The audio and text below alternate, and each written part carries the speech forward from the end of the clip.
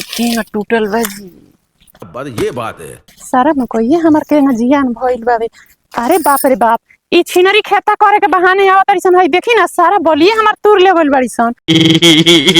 एगो मरद ऐसन बाड़न, अकेले खेता बाड़ी जइहे ना, बिहान से कहतनी कि हो जा। हई केतना हई जियान भइल बा, सारा बाल तूर के लेके चल गइल बाड़ीसन हमार। का हम कहीं, इहे न बा, खेत में आई तो खेत बिलाता, घर जाई तो घर बिलाता। का करी हम, के ना हई सारा बाल हई चियर चियर देखले बाड़ीसन। भेटा जाइत लो तो सबत लोग के झोटा लसार लसार मरती। A few moments later. का रे का भइल बा का भइल बा रे? का देंगे तारा के त बिहान से कहमी कि जा खेतवा करी। हई देखबा हई केतना हई मकई के बलिए तुर के ले गइल बाड़ीसन। आय तू तो हम ना आई चले अकेले, तू अइबा ना खेते में, हम आई त हमरा पीछे लागल अइबा, अकेले त अइबा ना। हमरे भरोसे ने खन बोले नइखी बोले त हई केतना जियान भइल बा। छिनरियन से तू जरूर कौनो बात बा, तबे तू यंग करता रह। अच्छा मकई अच्छा भेटा जाता लो तुमने बताओ तनी। भेटाइलो त का करब, तू अबरी 10 गो तुर के दे देब। अरे चलो मत खिसिया चलो।